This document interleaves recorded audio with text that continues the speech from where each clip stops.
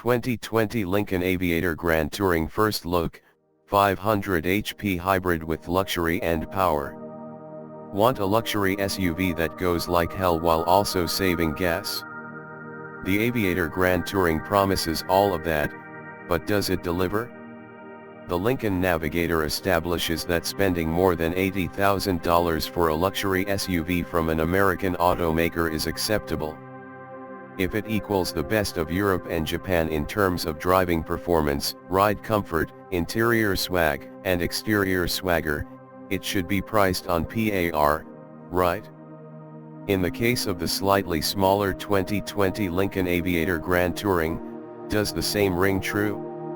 Are $84,845, as tested, Aviator Grand Touring Reserve seems to tick all the boxes. A plug-in hybrid powertrain that delivers substantial power when asked and saves gas puttering around town, all packaged within the revitalized Lincoln interior design language that provides room for six. How does the Aviator Grand Touring drive? The Aviator's 3.0-liter twin-turbo V6, combined with the hybrid system's 13.6 kWh battery and 75 kW motor, delivers 494 HP and 630 lb-ft of torque. As such, power delivery is strong and sure. This 5,700-pound beast delivers an estimated 0-60 time in the 5.5-second range. That's impressive, considering the Grand Touring weighs nearly 800 pounds more than a non-hybrid AWD Aviator. When you floor the accelerator in hybrid mode, you feel all the power of the combined units instantly, though you also feel the powertrain straining at the heft of the vehicle it is trying to motivate. Despite having nearly 500 HP on tap, the Aviator's hybrid powertrain does not deliver the feeling of a super SUV, it feels more like an electric boost of an overweight vehicle. Switching to battery-only mode, the Aviator Grand Touring can send you about 21 miles before the gas engine takes over. And unlike some other hybrids EV modes, which kick in the gas engine at anything above running pace or if asked for full power, the Aviator's battery-only mode can take you up to 80 miles per hour with the full might of the battery pack. Once drained, the battery pack can gain some charge back via regeneration while you continue your journey under gas power.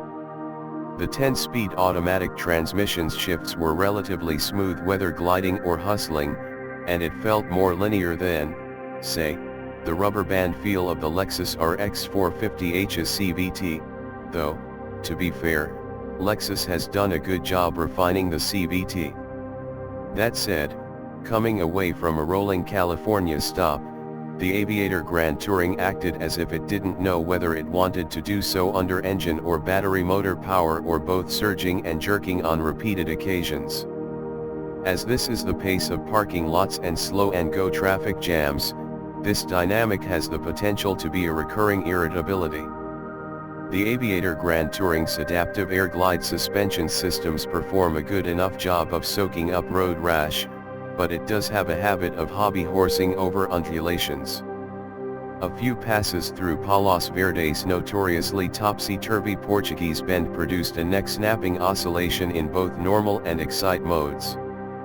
That leads to a discussion of the Aviator's seat location, which feels as though you are on the car rather than nestled in it.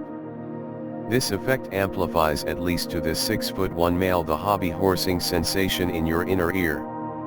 Even though the air suspension combines with the battery pack's lowering of the vehicle's center of gravity to keep things pretty flat dynamically, as a tall driver, I had a distinct vestibular feedback of tippiness.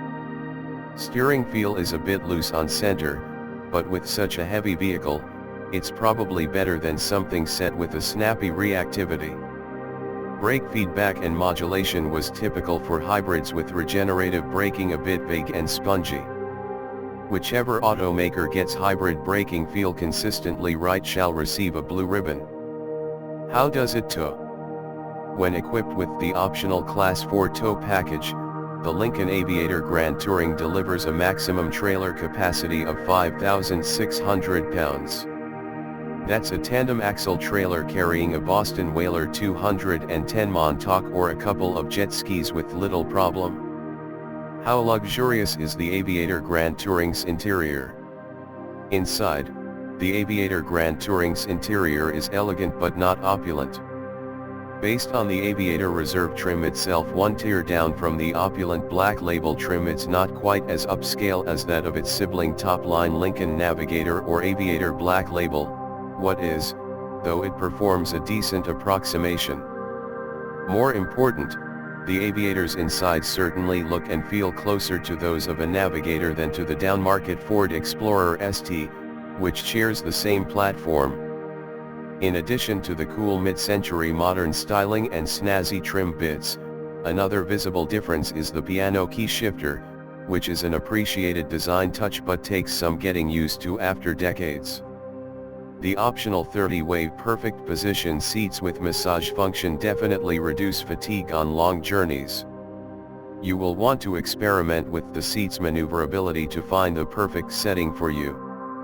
As American luxury vehicle seats go, these seats are comfortable, but can they match Volvo's world-class ass huggers? Not quite, but close. These heated and ventilated seats are available either in the luxury package, $3,300, or the larger equipment group 302A, $14,950.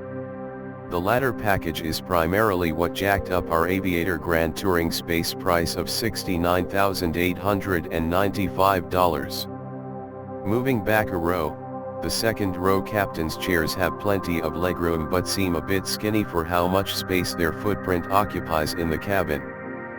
That also seems to impact the third row, which has room only for children, odd because the platform-sharing Ford Explorer's third row is relatively comfortable and spacious. Audiophiles will rejoice at the top-notch Rebel Ultima stereo, with 28 speakers and featuring Quantum Logic 3D surround technology. And even though it's powerful and clear, the Rebel's sound seems a little bit bright, no matter what type of music you are listening to or how you set it up. How does the Aviator Grand Touring's hybrid system work? Let's get to the tech. There's the issue of actually plugging in the plug-in hybrid Aviator. I tried 3 random public electric vehicle charging stations in Los Angeles, and none of them had the common SAE J1772 Level 2 plug that would match the one in the Lincoln. Our testing director, Kim Reynolds, explains that most new charging stations are equipped only with EV-friendly Level 3 Combined Charging System, CCS, high-speed chargers, which the Aviator Grand Touring, like most plug-in hybrids, does not accept. So if you are out on the road and looking to recharge for some reason, you'll need to find a Level 2 SAE format charging system. I'd recommend firing up Google Maps on your phone and typing in EV charging stations. Doing so would have told me which stations were and weren't compatible with the Aviator plug-in, as well as the availability of J1772 charge stalls. Yes, we're still living in a world without an industry vehicle charging standard. What's more, the 20-foot home recharging cord Lincoln supplies is frustratingly short if you are like me and many other Americans and park in your driveway rather than your garage. Using an extension cord is a bad idea due to overheating concerns. You'll need to buy a longer J1772 portable Level 1 charger or invest in installing a faster dedicated Level 2 home charging station. According to the EPA, the Aviator Grand Touring can recharge its battery from empty to full in about 3.5 hours on a 220V Level 2 charger. If you're able to plug into a standard 110V outlet using the Lincoln supplied portable charger, a full charge will take about 12 hours, making overnight charging a feasible option for most commuters. The battle with technology continued in other venues. While gently backing up in my driveway, the automatic emergency brake slammed the car to a halt because it confused a shadow for a solid object.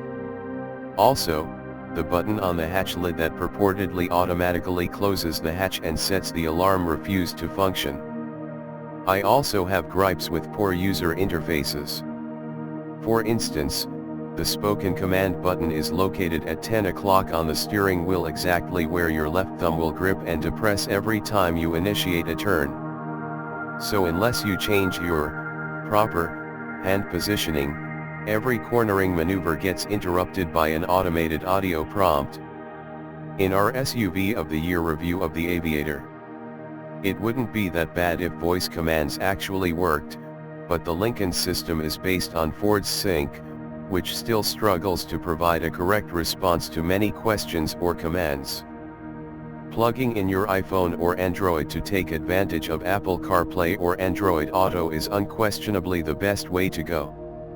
Would you take this plug-in Aviator over a BMW X5 xDrive 45e, Lexus RX 450h, or Volvo XC90 T8? The Lincoln Aviator GT features a Range Rover Sport-esque silhouette, snappy interior design, and laudatory dynamic performance. But there are some calibration issues with the hybrid powertrain, brakes, and telematics that lead us to suggest you should comparison shop to assess if this Lincoln is on par with its European and Japanese rivals to be sure. Please let us know your opinions about the 2020 Lincoln Aviator Grand Touring.